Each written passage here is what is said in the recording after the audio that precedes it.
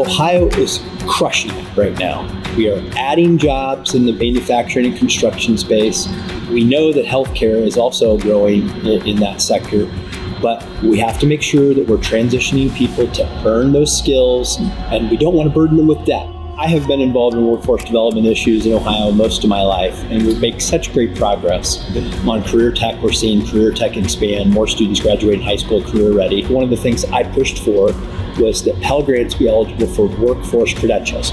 And I was here visiting today to talk to President Harrison just to say, what works best? How do we make it easy for students to have access to these Pell Grants?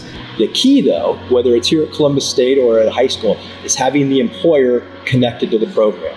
If you look at the two we visited today, the nursing program and the auto repair, they have employers who are here. They send instructors here. They have certified trainers here. And these individuals know exactly what the employer wants. And when they graduate, these students will go right in to work for those employers. All those things that we've been trying to avoid, Workforce Pell is the solution to all of it, and we need to make sure as we start the program that we get it right.